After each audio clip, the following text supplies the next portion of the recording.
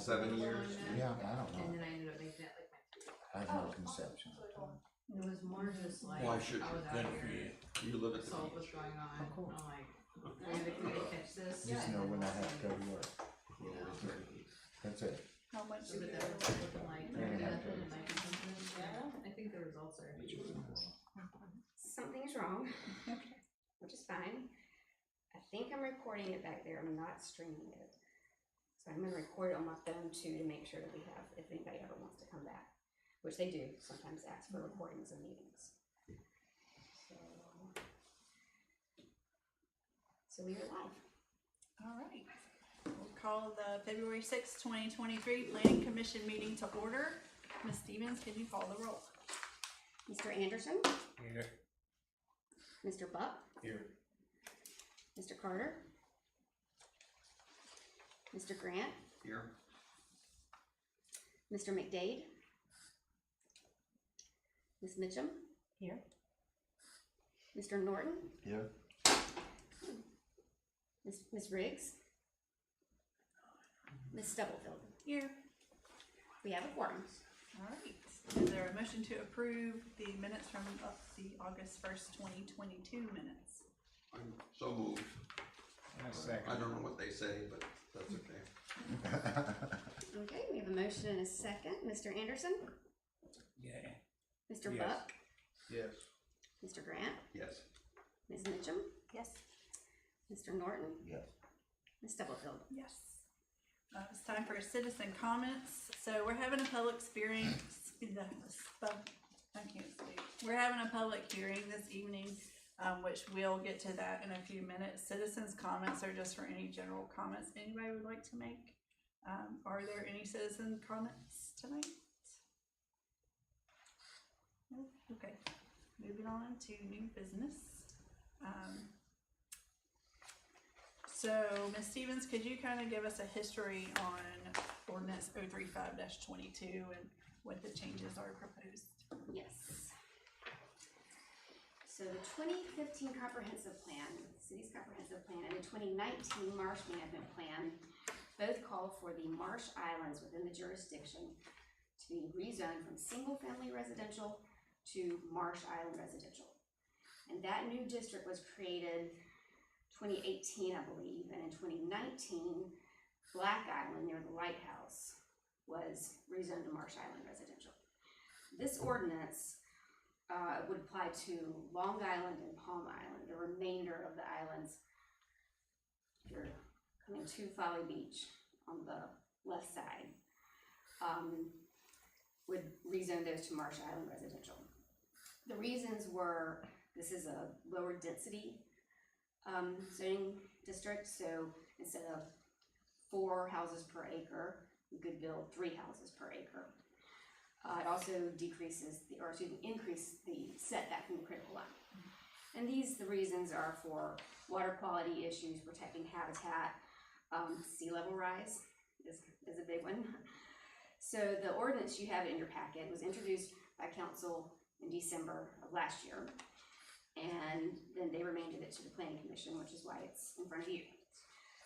The legal requirements for notice of a public hearing are publication within 30 days notice in a newspaper. So this went to the Post and Courier January 7th, January 6th. Then 2 weeks prior, there must be signs on each property, on each parcel. So we put those out actually about 3 weeks before this meeting. And then we also sent a letter that's required to the owners of the properties. Long Island is owned by K&A Acquisition Group. I understand that it's under contract. And then Palm Island is owned by Will Irwin, who you will hear from in your packets also. I also additionally tried to call K&A Acquisition Group because I did not hear anything from them. And I found the registered agent from the Secretary of State and found 2 phone numbers online for him and could not get in touch with him. Are these parcels, the tax map numbers, do they include all of Long Island? Yes. So it's the entirety of Long It's Island? the entirety, and that's Long Island. Yeah. It's kind of 4 long pieces, parcels like that, and then there's one little 1 acre one on the far west side of the island. So 5 on Long Island. Mhm. Oh, and it's the high ground. No, that's only the high ground. So Black Island, for instance, if you look at this doesn't apply here, but if you look at the parcel boundaries, and then inside of that is the high ground. Only the high ground is in Folly Beach's jurisdiction. The rest of the parcel that's in the marsh is in Charleston County, which is true on Solid Green and would be true here too. Let's see, we talked about density, critical line. Black Island was rezoned in 2019, so this is just continuing the goals of the stated goals of the comprehensive plan. The owner of Palm Island currently has a permit to build a home and a dock. The dock is already there. Their ability to continue to build what has been approved will not be affected by this. So they will be able to complete their home, and that will be essentially a legal non-conforming use. I have received emails from Will Irvin, who was the owner. I emailed y'all when I got it today, but there's also a hard copy in your packet, behind your packet. I got 2 or 3 calls. Other than him, the only thing I got was 2 or 3 calls from people who had been on the river and saw the signs and they were interested, they were curious. I explained to them what it was. They were satisfied and didn't want to submit any comments. So that is.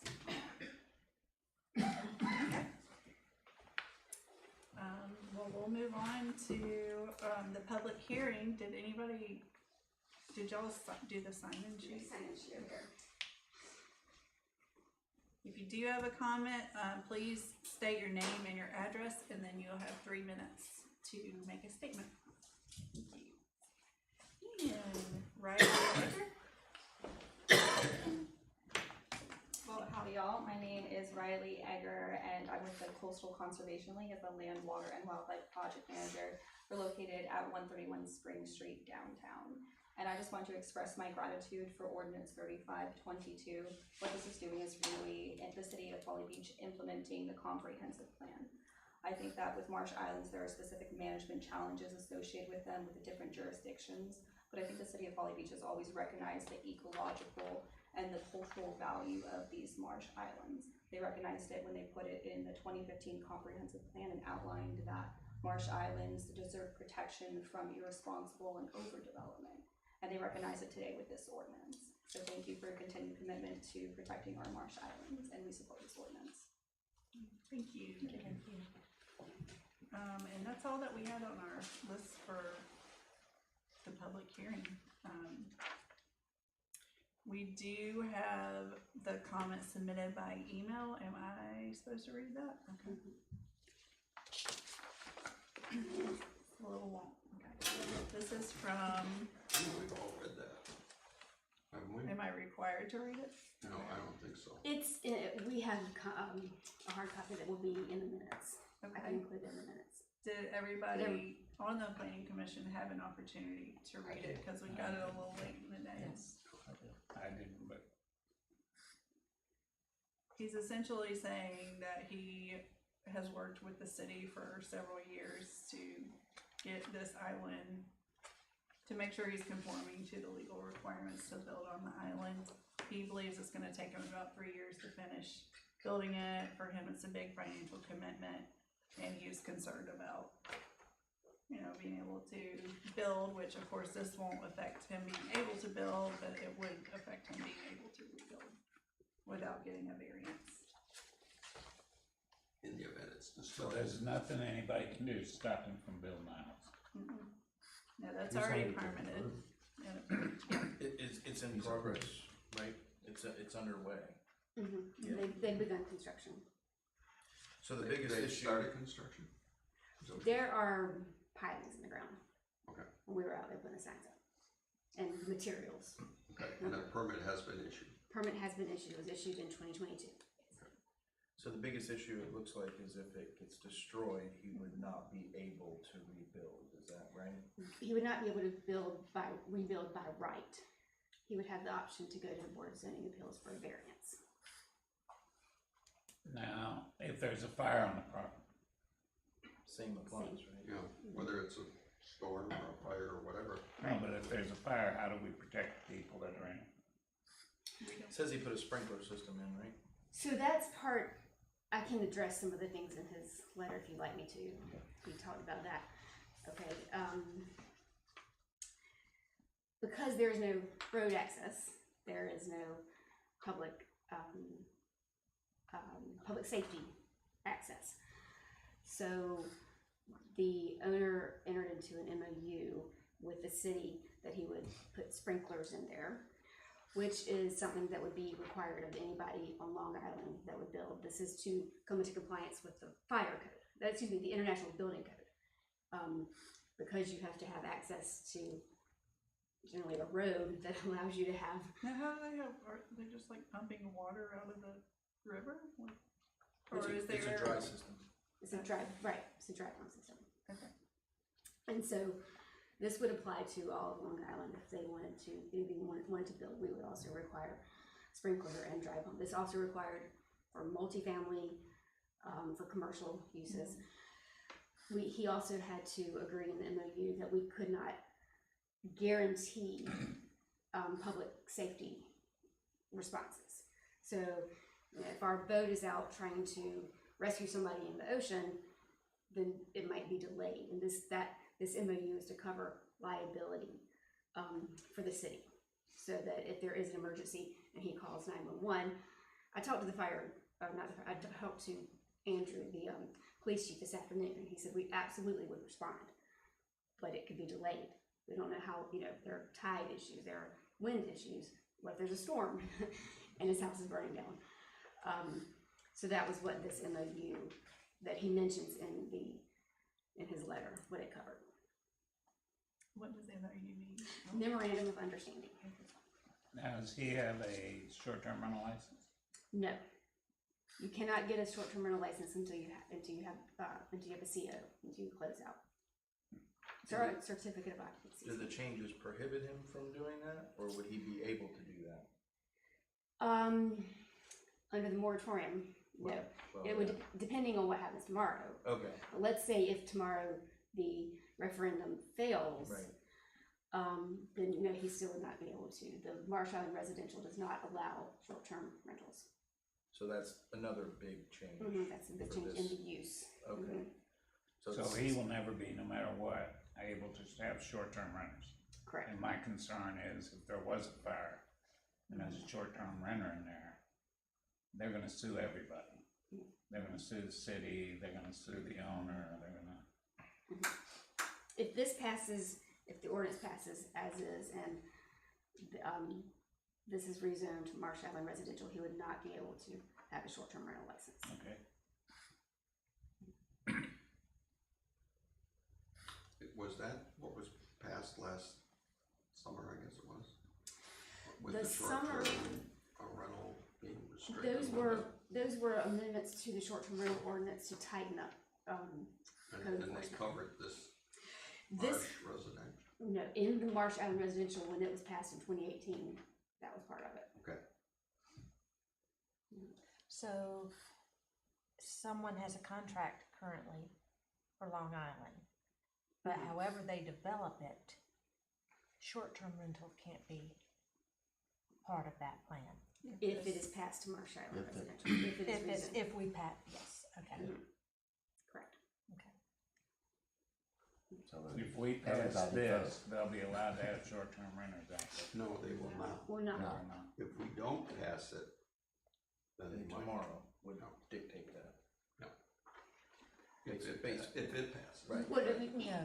even if tomorrow fails, they would still not be allowed under If the this Marsh, passes. if, right, under the Marsh Island Residential. Yeah, but if this doesn't pass, they would be entitled to have short-term rentals. They'd be entitled, depending on how tomorrow goes. Yeah. Yeah. They'd either have to get to the back of the line or yes. Yeah. But, So I think the bigger thing that I look at here is this guy's gone through this process, he's building a house, but if it were to, a hurricane knocked it down, he would not be able to rebuild it. I mean, to me, that's without a variance. Without a variance. without a variance, that he may or may not get. But that covers all the non-conforming uses in Folly Beach. You Well, can't isn't there? Right, isn't we did there- this to the dune management area, the setback is now 40 feet, and the process is to apply for a variance. So what's the one-time build rule that was talked about where there is a one-time rebuild? Can you explain In, in that instance? I think it's 1660403, the marsh buffer was moved. I think initially there was no marsh buffer, it went from 0 to 10, then when it went from 10 feet to 15 feet, there is an exception for existing houses prior to a certain date, some 2019, that will be allowed to rebuild one time to that 10-foot buffer if there's a hurricane. To their footprint, to their present footprint. Right, So he wouldn't be getting that benefit. that would not apply, that particular language would not apply to him. However, it could if somebody made a motion to amend and then we then voted on it. So that's a potential solution Yeah, I for mean, that property owner, but it'd just be specific to, or worded properties permitted prior to today or whenever the motion's made. If anybody makes the motion. Now, any other questions? Is there a motion to approve the ordinance as written? so I'd like to amend it, if it's possible, to allow him to rebuild. Can we have a motion to approve first, open it up, and then make the motion to Okay. amend? Yep. So, motion to approve? Anybody? Oh, I'll yes. make a motion. Okay, I'll make motion. and a second? Second. Is there any discussion?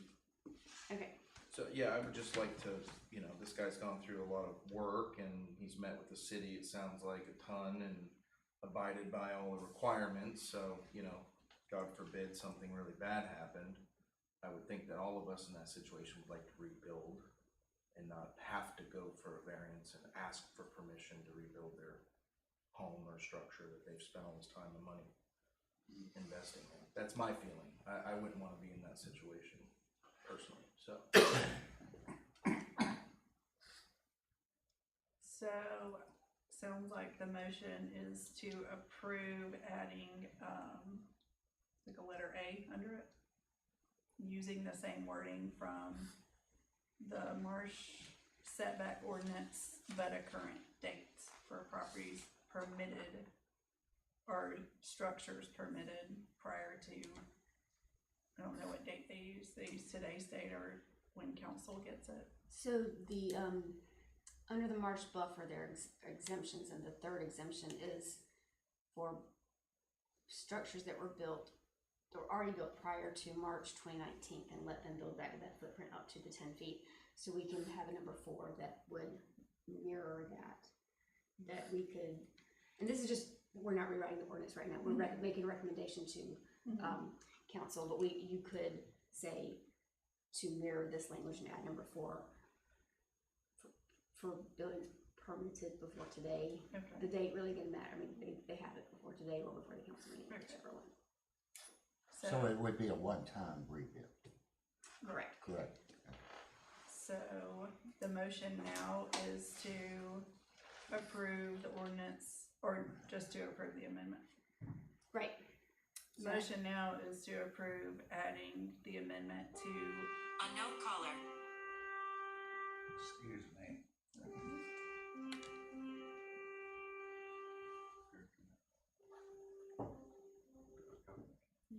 okay. The motion is to approve, adding an amendment that would allow. See the red? Oh, wait.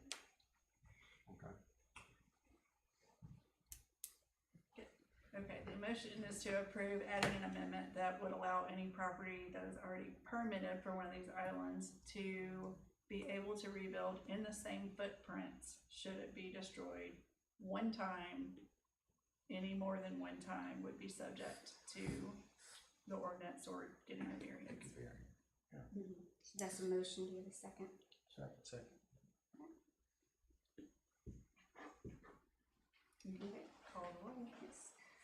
Mr. Norton, Yes. Ms. Mitchum, No. Mr. Buck, Yes.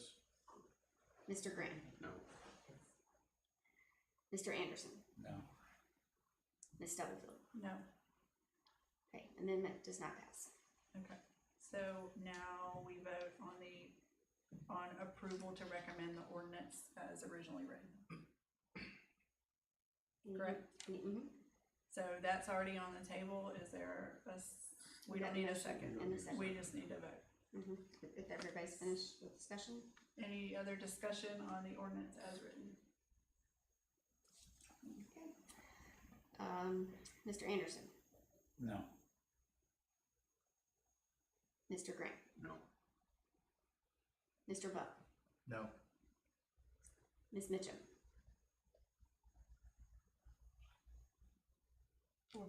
This is to pass the ordinance to rezone. Yes. Mr. Norton. No. Ms. Stubblefield. Yes. Okay, motion fails. You're doing good. Okay.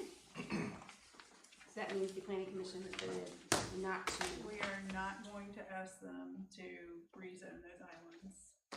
We're not Into moving the Marsh islands into Island Marsh res- Island zoning. Marsh Island residential. Did everyone understand that? That's right. Okay. Okay.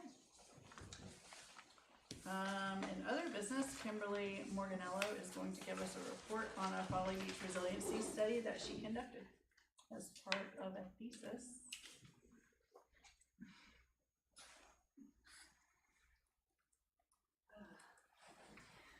Alright, I'm gonna move this over here. Okay. You have a computer and I'm gonna plug it in real quick. Sorry, this makes noise. It's not scratching.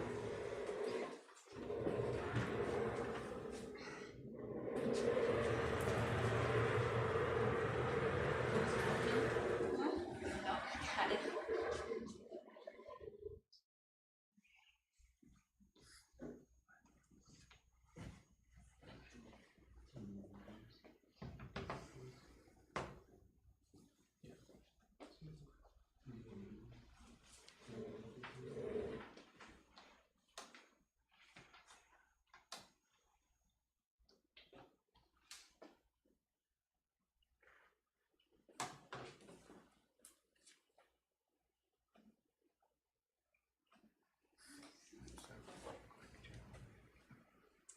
Yeah, I'm glad I don't have to do that part. Yeah, me too. What? Study. Can't even work my TV. That was Here cool. we go. That sounds good.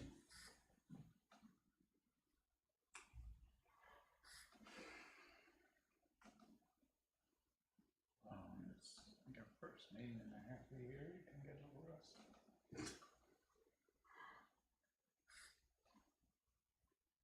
Let's see. Might need a thumb drive. Thumb drive? Well, no, it's not even picking up my, Yeah, cause it's not. it's not picking up my computer. Hold on. We did this an hour ago and it worked. I apologize. Technology's not my friend today. There we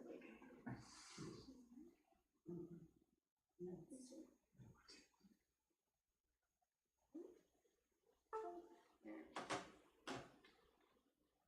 There we go.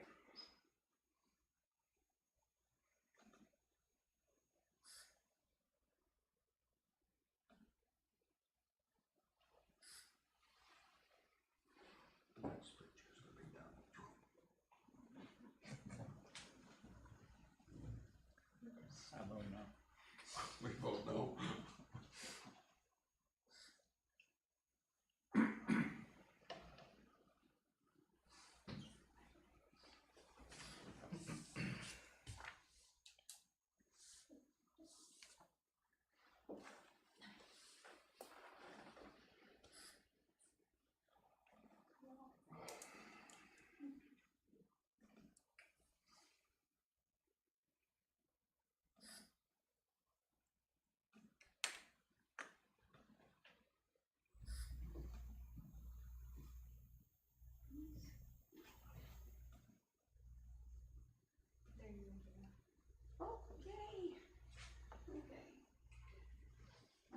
see what I'm doing.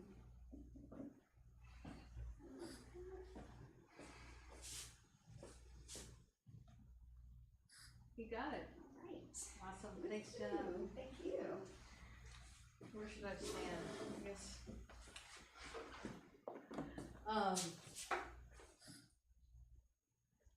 Alright, we're good. Thanks, y'all. I'm gonna be brief, but this was, so my name's Kim Martinello. I'm a City of Folly Beach resident. I also work for Clemson University as a water resource associate. And this is a 3-year project that was kicked off during COVID when the island was largely closed to the public. So I'll tell you a little bit about that. Jenna gave me 15 minutes, so I promise to keep under that. I do want to say this was a collaborative effort. We had people, staff from NOAA, South Carolina Sea Grant, Department of Natural Resources, South Carolina Audubon, who am I forgetting? Charleston County Parks and Recreation Commission, Clemson University, and Clemson Master Gardeners. So it was a really great group to work with. And as you'll know, Folly Beach was closed to the public for 56 days. I spent a lot of time out on the beach myself during that time.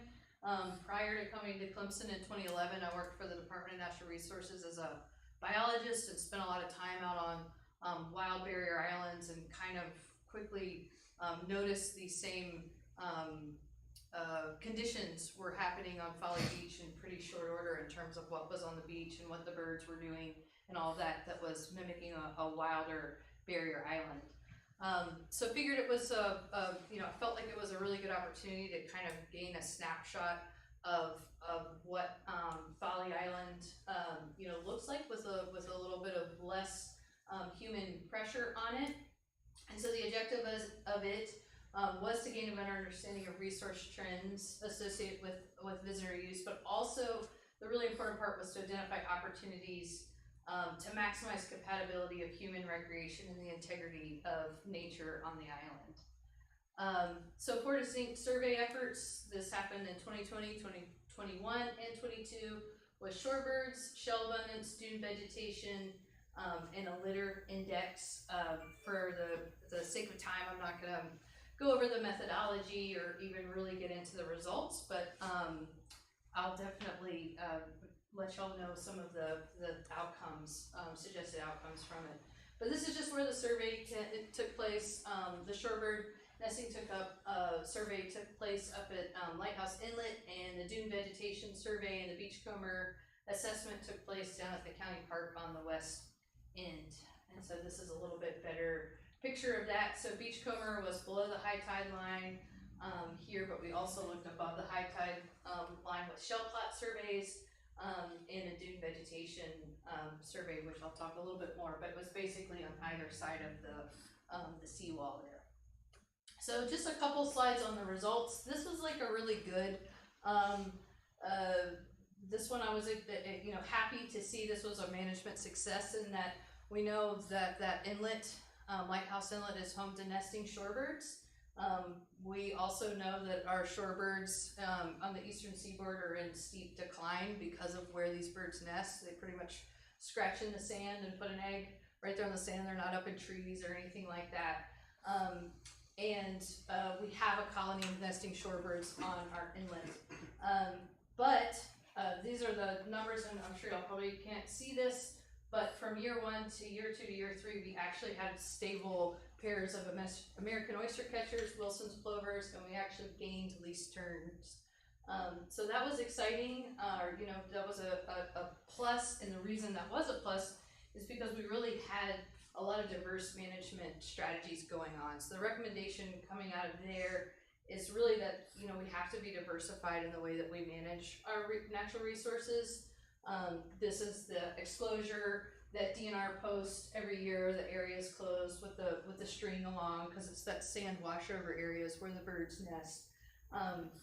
These are shorebird stewards that come out on the big visitor weekends. They use local art from the kids. They post signs out there that talk with some of the local students, talking about why they care about shorebirds. And then this Walk the Waterline campaign that you see as you're walking through Lighthouse Inlet is really encouraging people, you know, not to go up into the overwash area during nesting season.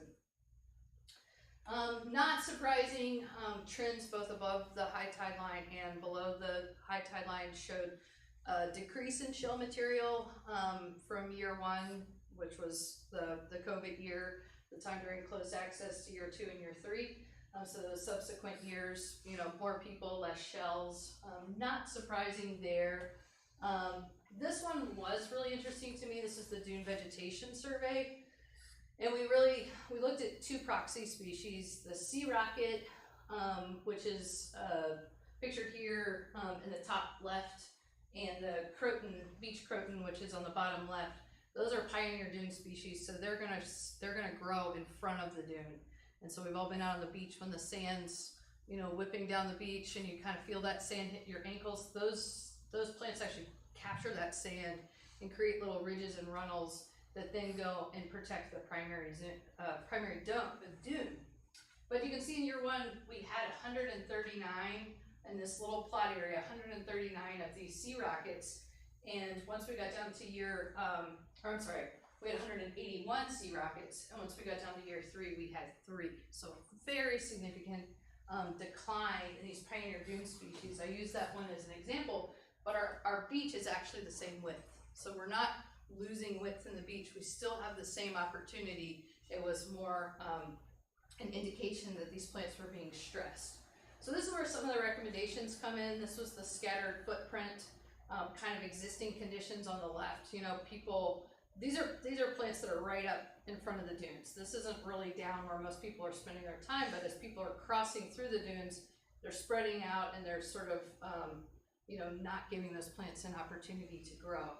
So this was a proposed, we do have this matting in a couple spaces, which is also a couple spots on the island. This is also ADA. I talked with Nicole Elko about this one, and she also recommended that the matting can be hard to maintain, so another option might also be just using dune fencing and further sort of channelizing footprint coming through the dunes there. Most people aren't, you know, setting up right in front of the dunes unless we have those really narrow spots of the island at high tide.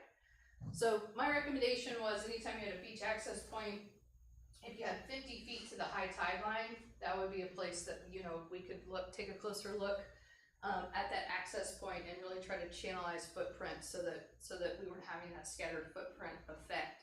And went through the island and sort of, I know y'all can't see this, but where green is places where we have that width, and then where those labels are where those walkovers already exist. So second block east, third block west, and then the Folly Beach County Park. But really using our dunes as a form of green infrastructure. And then the use of art. We all have been through the Coast Guard station, and it's a community canvas. It's sort of, you know, one of those things that makes Folly funky and special, and, you know, all of that. However, that, you know, sort of street art component has begun to creep into the boneyard. And so if we want that place to be a place for nature and for shorebirds and all of that, you know, the recommendation is that we have a public art canvas that is along that asphalt area, and then once you transition into sand, you know, that we really make it clear that this is, the boneyard beach is not the place, you know, to write your friend's name Shannon, you know, in 2 feet long letters, as we see existing conditions on the left, with the Morris Island Lighthouse in the back. So proposed would be for that to be a space where the graffiti does not happen. And I was just in the Asheville Arts District, and they have been really successful at sort of like, you know, guiding people's sort of like public art installations, so that we do have other examples. And then I just kind of focused on the use of art in Folly.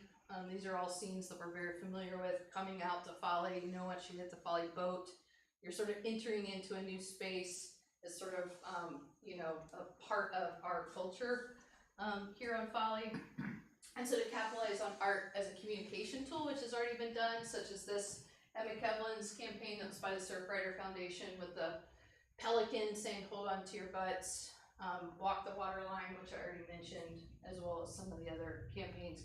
Art can be used to communicate with our visitors. And then the last thing, is this urban design applications. So seeing that, Folly Causeway as really an opportunity, in my opinion, a missed opportunity, to, you know, have a more, nature-based approach out to the island, get people out of their cars. So along this, of course, this is the 4-lane section up here before the Folly Creek Bridge. And then we get into this 2-lane, section down here. But we have a lot of, you know, restaurants and points of interest along that. You know, the Crosby's Food Truck, Bowen's Island, Lolo's, all of these instances along here, they're only really accessible by car. So we've spent a lot of time biking and walking on the causeway, and it is not for the faint of heart. Existing conditions are on the left there. You know, oftentimes the bike lane is grown over, it has shrubs sticking into it, a lot of congestion. And so is there an opportunity to celebrate that space that, you know, bisects hundreds of acres of salt marsh and allow for more multimodal transportation out here? So I highlighted where, you know, crosswalks could be installed at a bare minimum. There at Little Oak to Mariners Cay, Oak Island, and there at Soul Agree and a couple other spots. At a bare minimum, just allowing people safe crossing of the street. And then this is some redesigns. My last few slides are showing sort of the redesign of the causeway. This is with existing roadbed width. So this is not extending into the marsh. This is looking at what is there. And there's an opportunity, you've probably seen the news a lot, the Isle of Palms conversation, but here we can have a bicycle lane that's painted with a delineator, just those white posts, and then a sidewalk. So just creating a safer space for pedestrians and cyclists to use the causeway. This particular design I would love to see because it's got these bioswales in here. Just on the front page of the Post and Courier today was an article highlighting the prevalency of microplastics in our oysters. We know that bioswales could do a really good job of preventing that material from getting into the salt marsh and into our shellfish beds. But then it also offers a really nice barrier and separator for our cyclists and pedestrians. And then these are just some two-way cycle track options, so that's just putting everything on the same side of the road. So we put our bicycle, you know, coming and going on one side, as well as our sidewalk. And the option on the left, if y'all saw the Rethink Folly plan, they actually have the boardwalk going through the marsh. And I don't really ever see that happening for a number of reasons, but we actually have a roadbed that's wide enough that you could have an elevated boardwalk adjacent to the 2 lanes of traffic. And then this is just some perspectives of what that could look like. This is the intersection of Oak Island Drive and Folly Road. So this is looking towards, on the right here, this is looking towards Crosby's. On the left here, this is looking back towards the island. So you kind of see tides in the background. But using the use of art here again to signal on your approaches that this is, you know, a special place and a place for nature. So conclusions was, you know, the response of the island to 54 days of restricted public access. We saw increase in shell material, pioneer dune species, foraging shorebirds, as well as a decrease in litter. And I didn't go over all of that, but the recommendations are that we have to be multidisciplinary whenever we're communicating, you know, with public education, natural resource management, and our urban design principles. And I also think that, you know, rethinking the Folly Island Causeway offers abundant opportunity for connection to nature and placemaking if safe pedestrian and bicycle access is incorporated, and that the Folly Beach Causeway, you know, is a tool that can help residents and visitors alike to think about Folly in a way that, you know, they're called to steward this special place. So that is that. That's the resiliency study. There has been some interest from Charleston Moves and actually a couple engineering firms that are interested in potentially talking about what that could cost and all of that. So Jen and I have talked about it a couple times, and she said I should come talk to you guys about it. So that's it. Could we have a, system where everybody takes a breathalyzer Yeah. before they drive off Folly Only on Friday and Saturday on night. Friday? I mean, that's the problem with having bicyclists and. Well, that's the point. This is all separated. So these are separated. So like my You got- 6-year-old could bike on it, or my 90-year-old neighbor. And these white posts.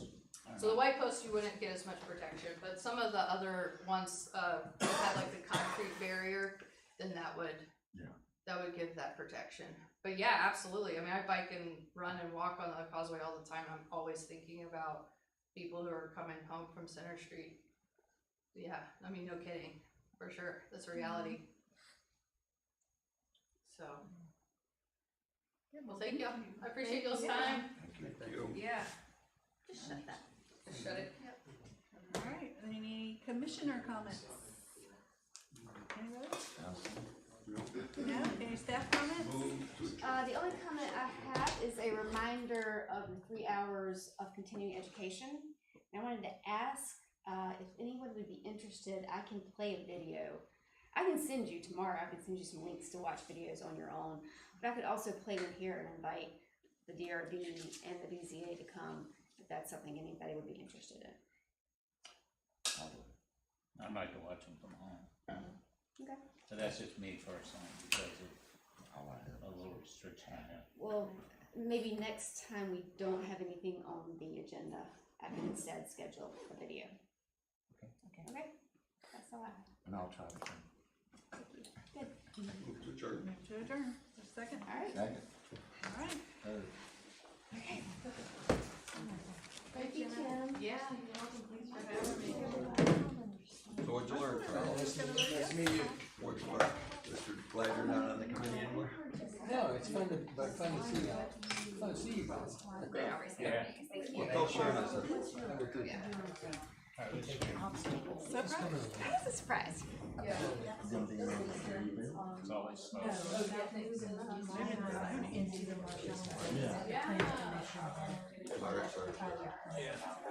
Yeah. What is it, 5 lots? Or there's 5 houses? Slow, Pieces? takes a long time. Well, tell me, I've been there. Yeah, yeah. You wanna stop, Carl? You wanna stop over there? Moving it to that new zone, but I changed it to, I think maybe 3 instead. Yeah, I know. Take care. You got one. It I was. wondered, because I thought everybody was on the same page. I can just one person who might not be, but, hey, I'm Carl Hanley. Hi, I'm Paula. Hi, Paul. Nice to meet you. Huh?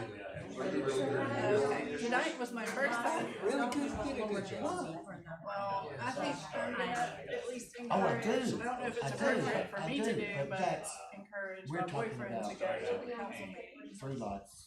And then I- Say he's in favor of the change, to put in a comment. Is it, yeah, I just think it was, That's why I was like, perfect zoning. They can That's develop the islands actual- into thousands of homes. I'm So what confused. the whole, What does it? They're gonna send it out. Yeah. They'll send it back. I was surprised you. They will, so, They will. but that's, if they don't vote no. So I was telling him, I don't think it'd be appropriate for me to do, but I'll probably ask Matt to go give a citizen's comment at council to say that he's in favor Yes. of it. We're together. My boyfriend, no. I'm, He lives on. I'm sorry, I didn't mean to. no, we were I'm just going on a discussing cruise. What would that do? the vote, and I was just trying to understand why there were so many no's about moving the Long Island into Marsh Island zoning.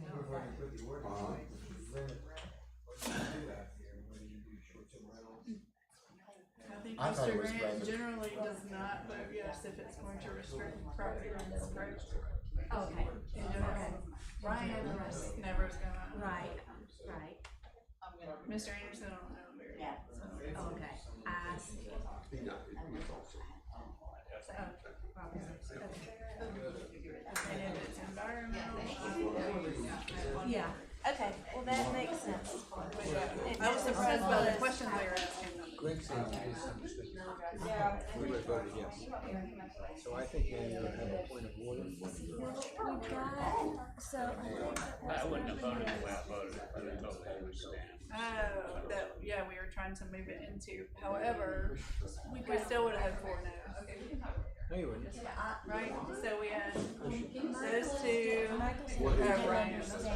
Michael didn't But understand. we've got definitely 2 who are always gonna vote for property rights. Well, no, he said Greg here would have done 2 days notice.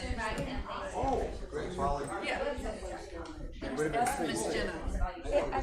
So, Michael was confused. We have a question. Michael was Yeah. confused. Michael was, Hi, Genesee, it was nice to meet you. You're the planning commission. I am the zoning administrator. Oh, you are? I didn't know that. Oh, They congratulations. don't have any. Yeah. so, It seemed like there was confusion on. So the- There was, And I would have voted yes instead of. I did see that, and even if you had voted yes, it would not have passed. well, Michael said the same. Mine says the same thing. Alright, So, I was on planning for 8 or 9 years. oh wow, I recognize your name. Yeah, Yeah. that damn guy that did that. Yeah, but no, I just, it's not my Okay. fight, but, hey, good to see you. On a motion to reconsider, You need any someone help? who voted on the You need any help? negative can re-bring it up. I don't know if you can bring it up at the next meeting or not. cause it's a public hearing, or The motion to reconsider, I don't know, parliamentary, I have to go get Robert's rules. are we allowed to tell council basically? Okay, I think that's probably the cleanest way. I send a memo to council for their February meeting. And I will say, let's do this. I'll say, the motion failed 2-4. Here are the people who voted which way. And then if you and Michael either show up or send a letter, I think would be the most effective way. And we can include it directly after that even. So it would be my motion, just like I normally did. but a that. letter could also be an email, right? Oh, yeah. Send me an email that says, I was confused. No, you have to send an email now, look what you know. Good night, committee, good night. Good night to Jenna. Commissioners, I guess. That I think essentially there was a lot of says, confusion. Yeah, and I voted no, and had I understood it, I would have voted yes. There was a lot of confusion about it, so what do we, So I was saying, from a parliamentary procedure standpoint, there's a motion to reconsider, which somebody who voted on the no side at the next meeting Yeah, would say, I'd like to make a motion to reconsider, let's redo this vote. Because there are so many moving pieces here with the necessity of the legal advertising for a public hearing, and because, like, how do you re-advertise when you haven't seen the motion to reconsider yet? And I think, I need to think about this. okay, But what I'm gonna recommend right now is I'm gonna do my normal memo because to, I would have said, right. So I'm gonna do my normal memo, which says, planning commission voted, the vote failed, here are the votes. But after that, here's a letter from Michael Norton that says, there was confusion, I would have voted yes if I understood. And there's a letter from Greg Anderson, I would have voted yes if I understood, so that council reads that in a row. Then they have they can do whatever they want to.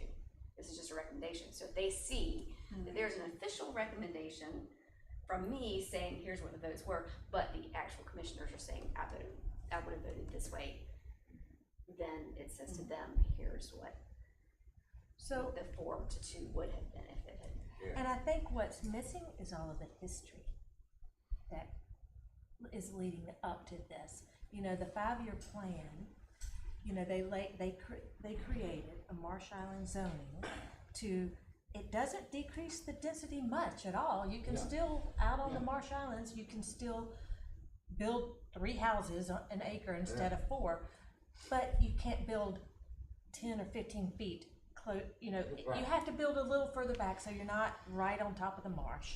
Just kind of trying to protect Right. some of these marsh islands from overdevelopment, You you can still probably fit just like an oversight maybe. hundreds and hundreds of houses on Long Island if somebody wanted to, and somebody could get Right. access And to that it. was It's like done. 150 acres, so there's. Yeah. Oh, see, So, this all happened a long time ago, didn't and what realize- happened is, it was in the What you five-year meant by plan, parcels, I mean, you know, a parcel can be yeah, One. so one, you know, what she that's said very was there's highland, misleading to me.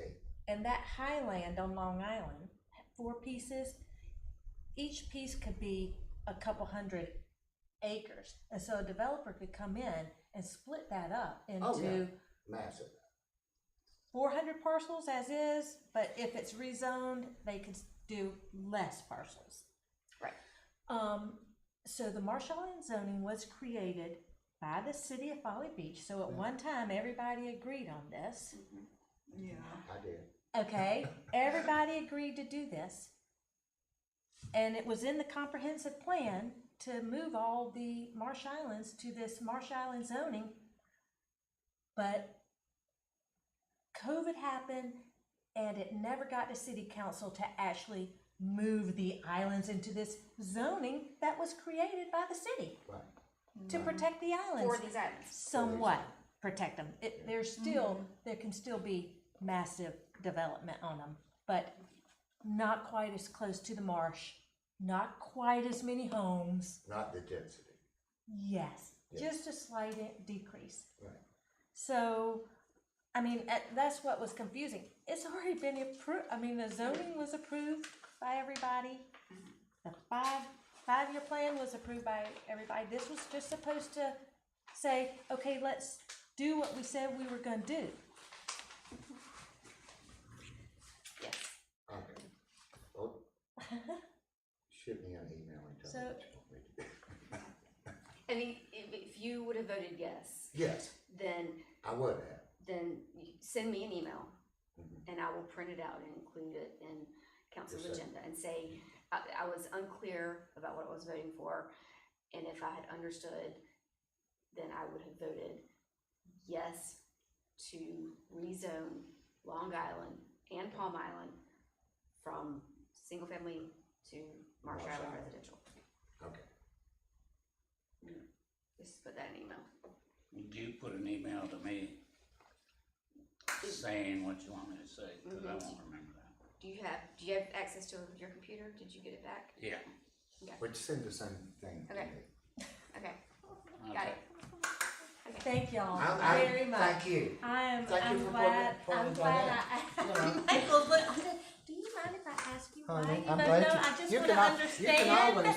And I was like, I feel like you're not, you'll tell me, and he was looking at me like, what? Carl Haley came up to me and he said, Greg, you were talking one way and then you Yeah. voted another way. Why'd you do Yeah. that? And I said, That's what, I didn't think that's what it meant. I mean, yeah.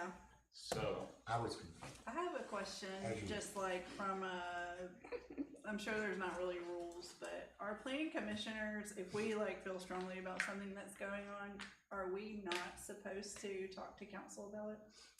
Outside of, like, we could come to a council meeting and do like citizens comments?